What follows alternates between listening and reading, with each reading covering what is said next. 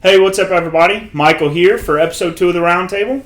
And this week, with me, Jeremy Lange and Caleb Musser. So, guys, we've gotten back from Indy this week. How did you feel anyway? I think it was great. I mean, 26 finish, 28th start at Indy. It was a good overall strong weekend for us. We beat the cars we were supposed to be beating and racing against the track, which is the race inside the race, which is good for us as a small team. We're moving up in the point standings, which is also good for us.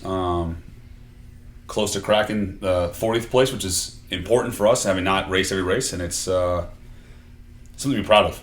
So we're only about 3 points out of the next closest team, who is a full-time team. They've been at every race. Every race, which is it's something to be proud of as our team with only 13 employees, and we go to the racetrack with a handful of guys. We leave 2 guys back here every weekend, and it says a lot about the momentum we're building and the guys we have here and the hard work they're putting into it. So what have you been up to?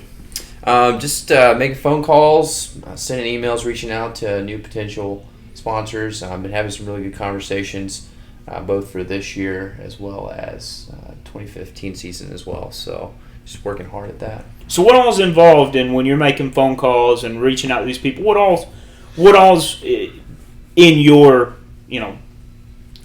job? What do you approach them with? Yeah, that's a great question. I'm sure a lot of folks have just watching races. You see candy bars and brands like that on the car. It's pretty obvious that a lot of NASCAR is advertising. There's a lot of companies that are trying to reach consumers with their product or service. But there's a lot more to it. It's actually quite complex, all the different angles that you can go about to have a conversation with a company. I try to find brands or companies that would make sense to be in NASCAR, whether that be they're trying to reach our fan base or if they're maybe even trying to reach folks in the sport. NASCAR itself is a big business. For a company that maybe makes tools, they could have a pretty substantial market to tap into just within NASCAR for something like that, if that makes sense. So you also reach out to companies who might be able to service some of the other companies who are already in NASCAR, a business-to-business kind of deal. Exactly, yes. There's tons of businesses beyond just the teams that are involved in NASCAR, and it's big business. There's lots of dollars to be had there. Another aspect, too, is guest hospitality for companies that you might see at like a football game. They have a bunch of people up in a skybox. Well, what I'm trying to convince them of is rather than go to the football game, bring them to a NASCAR race. Let them get down in the garage, experience that firsthand, when the engines rev up and, you feel that roar through every fiber of your body. It's pretty incredible. And it really is a true American sport, and that has a lot of appeal to certain companies, especially American companies. So, that's a big aspect of it. And that's something that we've actually talked to sponsors about in the past, to talk about that there's no other sport where you really get in the locker room, and that's essentially where we allow people. We let them in the hauler and around the cars, and it is our locker room. It's unique to any other sport. I mean, there's really where a fan or a guest does not get to go into the locker room before, during, and after the game. Right. And we talk about that, and we share that with our sponsors, and we're not the only ones sharing that with our sponsors or potential partners, but it's an aspect of the sport which is different, and it's something to put a value on. Well, and I think what's different about our team too, and we talk about it a lot here internally, is being a family-owned team. We want to make our partners feel like part of our family on race day. And I think there's a lot of value to that. If you come to the race with us and get to sit around the hauler, you'll be able to hang out with Michael McDowell and just really get to see the inside story, which I think is pretty cool. We try to welcome people as much as possible. Yeah, and we take pride in people feeling as if they're part of the family. Well, big thing for us this week is we're excited to announce Thriving Financial joining LFR as a partner. 5-race deal kicking off in Bristol. They're a financial services company based in Minneapolis, Fortune 500 company. Very excited about that, and we're hopeful that'll grow into bigger and better things. Yeah, excited to work with them. I think we have some really cool stuff lined up to start promoting with them, and I think it's going to be a good partnership for both of us. Yeah, it's really exciting because they're really putting effort behind it on the back end. So it's not just to them, just not a sponsorship. It's truly a partnership. And I think to learn more, check out lfr95.com. The press release was issued on Wednesday, and check out hashtag Driven to Thrive. Yeah, so anytime you're tweeting about us or about thriving, use the hashtag Driven to Thrive. We're going to be coming up with some interesting, fun little ways to incorporate that, get y'all talking about it with us, about what thriving means and what you do to thrive in different areas. So, yeah, and there'll be more news coming as we get closer to Bristol. I know last time we answered some questions from Twitter. We have any questions this week? Yeah, so we have some people sending questions between the two. So the first one from Twitter, from I Got the Bruise. It's his name. It's a pretty good name, actually. How involved is our relationship with Roush? Is it only engine support, or would we be considered a satellite team? Yeah, I think the easy answer there is it's engine support. We are not a satellite team of Roush Fenway, and I think the important differentiation is to make sure that you separate Roush Fenway Racing from Roush Yates engines, and we actually are a Roush Yates engines client. We use their engines. We do not use any of the Roush Fenway. We're not affiliated with Roush Fenway Racing. In any way? In any way. Yep. Daniel Cowdill, I'm sorry if I'm pronouncing that wrong, from Facebook, asks, how close are we to getting merchandise for sale? He's very excited and would like to have some. As are we. Yeah. So yeah. I think it's a work in progress. As a small team, we have to prioritize what we want to push forward.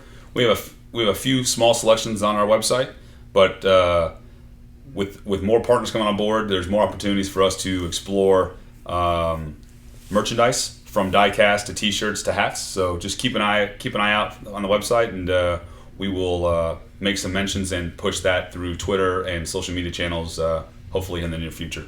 Mm-hmm. Yeah, so we're always looking for opportunities to get new merchandise, and we just got to be mindful of the cost of production.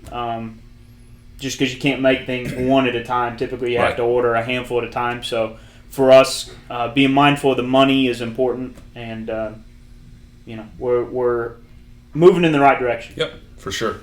Mm-hmm. You got one more? Yeah, another one from Facebook. Brandon Rashawn said, what race this season have we been most proud of performance-wise? Well, the easy one to say is probably Daytona, because it's the top 10 and it's seventh place finish. But I would say with Daytona being kind of a restrictor plate race and kind of a crapshoot, anything can happen, that seventh could have easily been 25th, what we talked about last roundtable. To me, it's really Indianapolis. Absolutely. I mean, starting 28th, finishing 26th, like I said earlier, racing the cars we race on a given weekend and outperforming them and finishing the lead lap for us in Indianapolis at the Brickyard was something to be really proud of. And I think that's the one that we hang our hat on. And I think Michael McDowell would actually agree and say it's probably one of the best races he's raced, not just for LFR, but in his career overall, from start to finish. Yeah, in fact, we were having a meeting with him Tuesday over Skype while he's on the road, and that's what he was talking about, was that just from execution from his standpoint, he felt like it was best of his career, and I think that's pretty cool, to hear your driver say that when it's with your team, and we're real proud of the effort he put in and the result we got out of it. Yeah, for sure. I mean, the 26th to Indianapolis is pretty amazing, really. Yeah. I mean, when you think about it. Especially if you look at it in a year. A year ago, we went home in that race. Yeah, we didn't even qualify. And we didn't. We went home and licked our wounds and went back, and 26th place. Like I said, something we're proud of and something to build on. Not for this weekend in Pocono, but as we race, we'll skip this weekend in Pocono, but we'll race it again at Watkins Glen, and I think that'll lead to more momentum, positive things, and with Sonoma, Daytona, and Indianapolis being our last three races with some quality finishes, we're seeing the upward tick of what we could be doing. So it's really exciting, and it helps. It helps Caleb. It helps you. It helps myself and everyone else associated with the race team, front and back of the office. Really put pride in what we're doing, and it allows us to hopefully build upon what we're seeing on the racetrack so we can deliver more on and off the track. You've been awfully quiet over there. What you thinking? Just thinking. That worries me, actually. No, we keep Caleb back at the office a lot to make what we call down for dollars, so he gets a lot of brunt. Yeah. So yeah, we come back in from a race weekend, and he looks a little weathered, but it's only because he's pounding the pavement. So yeah. valuable piece though. It's valuable. So it's partners like Thrivent and Caleb and JPO. Those are the ones that help us continue to push forward, and we're looking for more partners, and I think we'll get them as we perform and keep having those conversations. So I think a lot of exciting stuff going on for LFR. I say, speaking of Caleb, you were overseas a couple weeks ago, and you actually stopped by the Caleb France studio, didn't you? Yeah, I don't have enough time to go into how actually I weasel my way into the Caleb studio in France, but it's pretty cool that we have a partner that's truly global. Yeah. And it was unique. It was cool to see the sound studio, and it's in an apartment in France. And I met the local DJ. She does the on-air morning show from 6:30 to 10:30. And they plug in some French Christian music, and then the rest of it is actually Christian music from here in America, which is actually the same music you're listening to on Caleb and Air One, which is actually pretty exciting. It's pretty interesting. It was cool. We checked it out, and it was great to pay a visit to a sponsor overseas.